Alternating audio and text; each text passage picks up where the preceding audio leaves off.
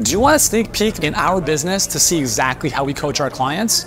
If so, this is for you. Myself and our Director of Operations, Bella, are gonna walk you through in about 30 minutes exactly how we help our clients move from where they are to where they wanna go. We're gonna share the nuances of how we coach our clients, how we approach accountability, how we approach keeping, hundreds of clients at the same time on track, moving forward and getting great results. And again, it doesn't matter where your business is at, but I'm sure there are some nuances from what we're doing that can really help you out. Now, just for context, this was shared with our clients only at a very special event recently. It's never been shared publicly because again, we're pulling the kimono back and sharing exactly some of the very detailed secrets we use in our business that has helped us move more than 1,300 clients to growing their businesses online and helping them generate more than $217 million in revenue. So if you want to see what we're doing at the high level, and again, we're never perfect, right? We're always improving. And depending on when you're watching this, there might be some improvements even from this video. So anyways, without any further ado, with that said, let's dive into the training, pen and paper, take down some notes,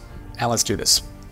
All right, so now let's get into how to coach clients online. This is obviously one of the most important, like as I've said, guys, there's two things that we do with HVA. Number one is we help you build the sales and marketing engine to bring people in. But the second piece is how you actually coach them, how you deliver on the back end, which is hugely important, especially if you don't want to be burnt out. Because what happens if you bring in 20 clients tomorrow and you're doing one-on-one trading time for money? I'm sure you could deal with it for a little bit, but eventually it's going to be like, I can't do this. And entrepreneurs and humans will not move into pain. So let's say you have no delivery system. You're not going to crank up the front end because the more people you bring in, the more pain that's going to create for you. So we want to help you solve that. So Bella, let's do this. You got some notes. I completely forgot about what we talked about. I'm sure it'll all come back.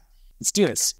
So when we're talking about coaching clients online, there's a couple things that you definitely want to do to make sure that it's all possible in general, right? And the first thing is identifying a single target market. Yuri, maybe you can just, give us the highlights for why, from a marketing perspective, it's really important to do this. Yeah, so we've talked about the marketing because the message is going to speak to those specific people, right? We all get that. But I think the bigger reason why it's important to focus on a single target market, guys, is for the delivery side, right? Let's say you have the marketing side dialed in, awesome. But the challenge with a lot of the healthcare model, let's say in a clinical setting, is you can help everyone, right? So a person comes in, word of mouth, referral, people walk by the front door, they're like, oh, cool, naturopath, chiropractor, I'm going to come in to get some treatment. The challenge with that is everyone is different. And as a result of that, you have to treat them differently every single time, for the most part. I'm not saying there's anything wrong with seeing the individual, that's very important. But from a delivery perspective, it's a heck of a lot easier if everyone that comes into your business has the same problem and wants the same outcome. Because now, although there may be some individual differences, they're all moving in the same direction and they're all following the same plan. So let's say that you had your pipeline dialed in and somehow, actually, let's even put the pipeline aside for a second.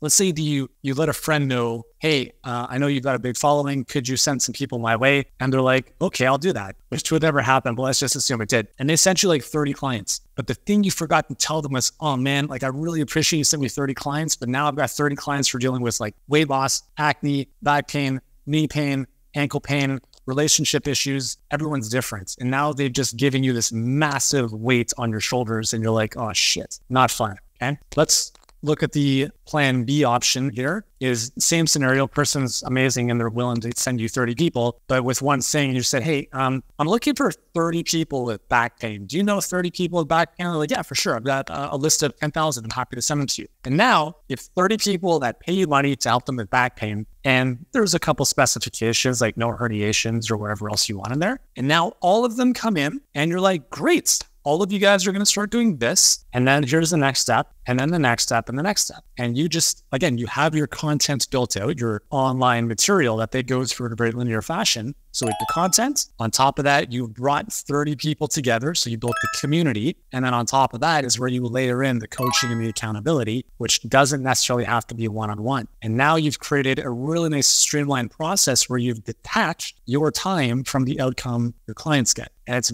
very important to understand that it's very challenging to do that if you're trying to serve all sorts of different target markets. Yeah, because from a marketing perspective, if your message isn't dialed in, it just becomes too wide and no one resonates. You're saying, hey, who wants help with something? And nobody knows what you're talking about. And then from the delivery perspective, if you're not dialed in and talking to one specific problem, then it's just impossible to scale. Everybody's doing different things, and you're not going to have that cohesive kind of container that comes from the group. Yes. And I do want to mention one thing, because I know like we have clients that do focus a bit more on the one-on-one, and that's completely fine. Like, we're not here to tell you can't do that stuff. Like, it's 100% your choice, but I still want you to think about it. Even if I were to work one-on-one with people, and like, I have to, because, it's more of a relational type of thing and everyone's a little bit different. You should still understand how to extract your process so that they can still go through some degree of work on their own that doesn't require you to jump on Zoom or on the phone with them. And I really want you to get that, if not anything else, is like, understand that you have a process that you walk people through. And even if people are a little bit different, the process at a high level is probably still the same. And then when you have conversations with them, there's obviously, individual discussions that are different. But if you can extract what that process looks like so they can move through it at their own pace or with your guidance, that's the key to creating a lot more freedom in your coaching. Yeah. And just on like a personal level too, then you're not just trying to reinvent it every time you talk to someone. You have your system and you're just finding your place in it and moving people through it. So you get to become more of an expert at what you do. And that's another thing I want to talk about is domain expertise. It's like, I know there's been a lot of like imposter syndrome is like a big word lately that a lot of people have said like, oh yeah, I feel that way. Or there's nervousness of not wanting to put yourself out there. You're never going to know everything there is to know about something. Like, you don't just get to this point where you're like, okay, cool. Like, now I know everything there is to know about joint pain or something. It's like, as an expert in your field, you just have to be so committed and connected to it that you're always ahead of your clients and they trust you to be at the top of your game and caring about it. So that way, when you commit to one thing, then you get to live it and breathe it and love being committed to it and love having that connection to serving your clients at this deep level. And it creates a bond, it creates trust so that they're looking to you for support and that you can be laser focused and that you'll be on top of it. Whereas when you're a generalist, it's very hard to be the best at everything and know how to treat everything. So you get to go deeper. It's not that it's like, oh, what about the people that I won't help? It's what about the people that I'm going to help on such a deep level that it's really going to make a difference. So just this morning, Amy chipped our counter, putting a plate away a couple of days ago. We're in the process of selling our house, so that's not the best thing. So she found this guy online. His name is the Stone Doctor. I'm like, that is amazing. So he only specializes in countertops. So do you think we're going to call a general contractor or the Stone Doctor? Stone Doctor, right? So it's just, that just connects to mind as I mentioned. Yeah. And that kind of plays into this idea of like transaction versus transformation, right? You're selling results. Like, you're not just selling a course. Like, people know what they're getting when they call the Stone Doctor. It's like, not the stone. You're already buying into the result is that they're going to fix your stone countertop. Yeah. But like from a coaching and a delivery perspective, again, and we've had people who they apply these same principles to their general practice, but they realize it's like, oh, well, half of my patients are menopausal women. So I'm going to create an online portal. We're going to deliver them this lifestyle information that I just don't have the time to discuss in person. So we've had people that cut down their 60-minute appointments down to like 10 minutes, and then they give their clients homework, right? But then they have those touch points, whether you do this in person, online, however you serve your clients, look at it as it being results, that you're selling results. You're not just selling a course, because people can quit a course. Coaches are there to help you when you're challenged, to see where you're at in the process, to identify those gaps and kind of push you through. I want to bring up a conversation I had at lunch, and the question was, I'm a medical doctor with a functional medicine designation, and I'm licensed to practice in a couple states, but not others. And that's a very common question that we've had asked, especially since COVID, as a lot of practitioners started coming online. And there was this fear around, well, my governing board doesn't allow me to do stuff, right? So the thing to remember is, let's say that, and just as a reminder, Amelia is a medical doctor, but she's not practicing or playing a medical doctor on TV, right? So she's not practicing medicine through her online business. She's essentially acting as a health consultant, a health coach, etc. So the prescribing of meds, that's off the table. So if you have that type of designation or DC, ND, whatever, like the simplest way, and again, I'm not giving you legal advice, is literally just kind of take off that hat and act as a health consultant consultant, and maybe there's a couple parameters that are just, left off the table. But again, do your best not to allow the designation to determine your destiny, because a lot of times it's very confining and it holds you back, where there's other people with the same designation who are like, you know what, screw it. I'm going to do this anyways because it's going to help more people, and you're not going to get in trouble if you're doing things, along the book. Or according to the book. But even then, so let's say that you wanted to practice within the confines of your designation and you could only practice in one state. So in this case, it was like, let's say California.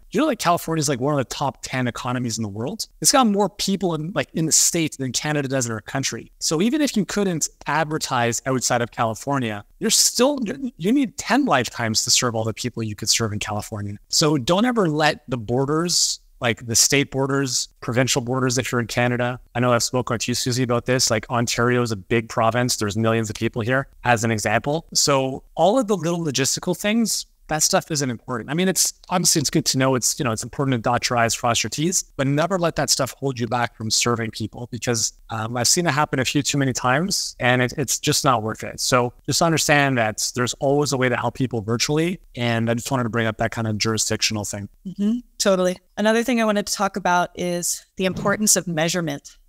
So Yuri is like fantastically maniacal about collecting data and using it as a tool to serve our clients at a higher level. I want to share something that we did earlier this year with you guys, and it's pretty amazing how this all went down. So we started tracking, I think maybe actually more than a year ago, how long it took for people from when the day they come into HVA to submit to get their tech built, and then how long it takes from them to launch, which means push and go on your first Facebook ad. And we saw it was taking people a really long time. So we wanted to make sure that people could win faster. And just by setting the right frame and setting goals like really, really clearly and asking the right questions, the right amount of time, we were able to see both of the time period be cut in half in a matter of just a couple months. So, it used to take people an average of like 6 months to launch, and now it's down to between 2 and 3, simply because we're setting goals. And there's one question we added, like when people submit for their tech build, we were just kind of like, okay, cool, let's see when they launch. And we're just letting it go. But by saying, hey, what day this week are you guys launching? People would say, oh, Tuesday. And then once they say it, they commit to it. And then once you commit to it, then you're pushing to make it happen. So think about this with your clients of like, what kind of positive questions about them doing the exercise or watching the training, or, what is your goal for the week? And, how many liters of water each day, or whatever. Even if they already know the answer to it, just because they said it to you, they're about 1,000 times more likely to do it. So that's the power of coaching. And that's what's so cool about this online community is like, you don't have to have people come and talk to you every single day to support them. You can use something like a Facebook group or like a text service or email or whatever to help people make massive differences in their lives. And with that is think about, if it's applicable, like think about your own scorecard for your clients, right? So weight is obviously pretty easy. Like, oh, you're 10 pounds lighter now than when you started. That's easy. But for those of you who are dealing with like symptomatic type of things like energy or pain, etc., create your own assessment tool, right? And when people start with you, give them, whatever the couple questions are on a scale of 1 to 10. Where do you find yourself on average with this one thing? Let's call it an 8. All right, great. And every week or every 2 weeks, whenever you check in with them, you can use the same type of scoring system. So symptomatically, they are reporting and they are seeing their progress. So what happens is, let's say that, you're selling anti-fatigue, right? So like people are tired or whatever, and they're going to have more energy. So on a scale of 1 to 10, like how tired do you feel on a daily basis? 10 being I'm exhausted, I want to sleep all day. 0 being like, I feel amazing. If they start up at 9, and by the end of, let's say 2 months together, they're at like a 1, I feel terrific. And let's say you have 10 clients that go through that program with you in that time frame, you can compile the data and you can say on average, 85% of our clients go from feeling exhausted, a 9 out of 10, to feeling completely energized by 8 weeks. And it becomes very powerful because not only is it good for the client to see that, they can see their progress, but it also becomes a really great asset to your marketing, because now it's giving the market social proof to say, wow, there's actually data being collected here. That's going to give them reassurance with respect to their decision to work with you. And it gives you a very honest a way to measure whether you're being successful with your whole purpose of being in business. And so You need to know your why. You need to know why it's important for your clients to get results. And that is the one driver that should propel you to constantly be innovating and making adjustments and thinking about ways to improve everything, especially delivery. For us, it's how many of our clients are winning. We that like more than like how much money did we make or anything, we're always tracking how much success you guys are having. And that's what drives our decisions when we make our projects, our goals, our objectives, our hiring, scheduling, like any changes are all based on that of winning bigger and winning faster. So when you're obsessed with your clients' results, it not only does it kind of gamify it, and it makes it like, oh, cool, how can we up our score? But it's changing lives, and it's all obviously going to organically grow your business, because when your clients are winning more, you're going to feel better and you're going to have that social proof and you're going to be able to apply it to marketing and they're going to tell their friends, and everything just works in this like synergistic way to make it more positive when your clients get really good results. Yeah, like that's a perfect example of how HBA has improved over time. It started off years ago as a 2-day in-person workshop. Can you imagine like how much different it is now? It's like, it's not even the same species. And like with Nurture, the new module we're releasing for you guys in about 10 days, that came out of conversations that we always have as a team. Like every week we're talking about this stuff. Like we see where, and this is why it's so valuable to have close contact with you guys and for you guys to have close contact with your clients, because you see where people get stuck. You see where, things can be made better. We've talked about this a lot, about how a lot of the people that are going to work with you are going to come down the road. So it's like, great. Well, I think it would make sense for us to add a really comprehensive module for you guys to make that really structured so you can build that into your business. And that's what we do, right? So we always look at, again, without going horizontally and doing, I think it'd be amazing if you guys started your Instagram and amazing if you started a podcast. Don't worry, we're not going to go like that horizontal, but within the context of what we're doing, how we can make it easier, how we can make it more effective for you guys. And it's a lot of fun, right? Because for me, my previous business was like way too horizontal, like hundreds of products. So I use my creativity horizontally. With this, we're using our creativity vertically. So we continue to make it better and better and better. And for me as like the product guy, I get to use that innovation to make it better for you guys, but I can only do that with your feedback. So it's a beautiful thing when you can work closely with your clients, because you're having conversations every day where you're seeing the data, you're seeing where people are, and that's how you make your program better. So always remember that, version 1.0, it's always going to be good enough, because we still had clients who did the 2-day workshop who got amazing results. But, the program is so much better now. And just like your program is what it is now, it's going to be better in 6 to 12 months from now.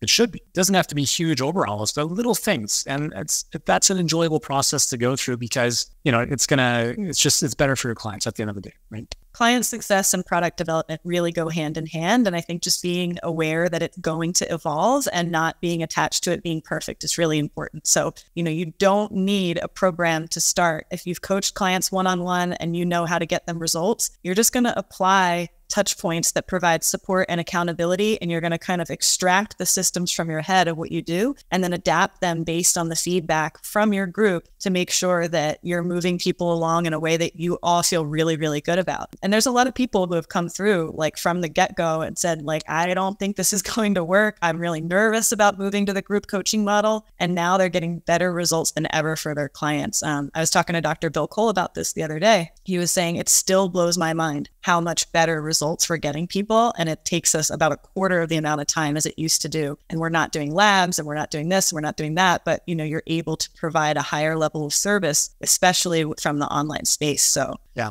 I think to bring it all together, it was around, we wanted to touch on group coaching being better because. Well, I think it forces innovation. Right? I think it's very easy to kind of sit back on your laurels and just talk to someone and give them advice when you're doing one-on-one coaching. And I think it actually creates a little bit of laziness. So I love asking constraining questions as an example. So how would I help someone get a better result if I never had a one-on-one conversation? If you ask yourself that question, like you start to think of different possibilities. So, all right, how can that look in terms of coaching that's not one-on-one? Or you can go one step further. How can I help my clients get amazing results if they never had coaching from anyone? So in terms of like the actual content you're building out for them, all right, it probably would have to be like this and like this and like this. And it's not to say that you never talk to them, but it's asking the question, how would it have to be built if that were the case? Because a lot of times we just don't ask ourselves the right questions, right? We think that we just kind of show up for a call with a client and have a conversation. And again, I think it's just like there's better ways of serving them if we ask ourselves, slightly better questions. And I think there definitely is a place for one-on-one. We have office hours, right? So if you want to book in a 20-minute one-on-one with me, you can do that every other Friday. And, that's great. But I also think that if we had that every day, I don't think it would be as special, right? Because it's just like, I could just talk to him tomorrow, no big deal. And it's not going to,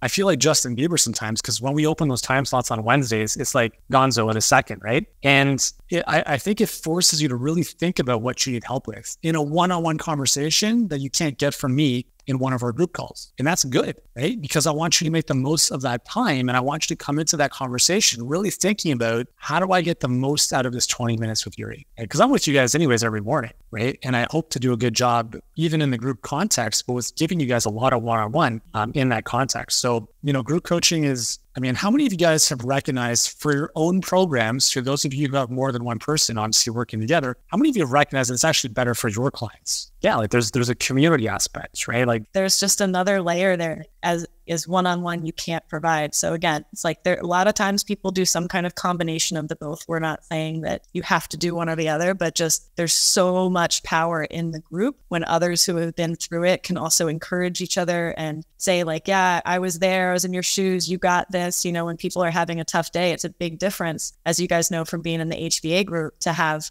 the whole group supporting you instead of just one person saying, no, you got this.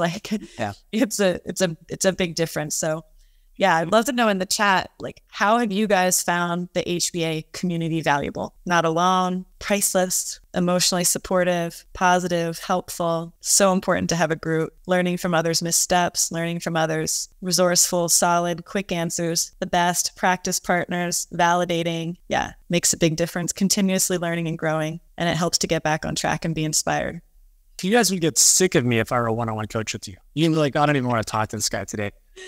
It's so the other thing too is, and sadly they're not all here, Nicole, Pauline, Lori, Stephanie, Ashley, Nico, Michael. It's you guys think about this. You have an entire team of one-on-one coaches if you think about it. If you were to hire all of these coaches individually, you'd be paying 5 mortgages almost, And there's so much benefit that we're able to provide to you guys in this context. And it's what Amelia and Tanya talked about this morning is, hopefully there's some opportunity for you guys to collaborate and provide similar types of value adds for your clients, to make sense, because there's just so much cool stuff beyond the one-on-one. And I think sadly, again, it's the model that a lot of coaches are kind of coached into, and as well as a lot of practitioners. It's here's how we help patients. And, part of our goal is to help you guys first and foremost build a great business. And a great business, first and foremost, has to serve the owner, right? There's no purpose in you burning out in the service of others. And it doesn't mean that if you are not working with them one-on-one, that they're getting worse results. And I hope that's the paradigm that we're helping you guys break, because you're seeing that you're able to create a better quality of life. You're able to make more money. You're able to have more free time, and your clients get better results, right? It's not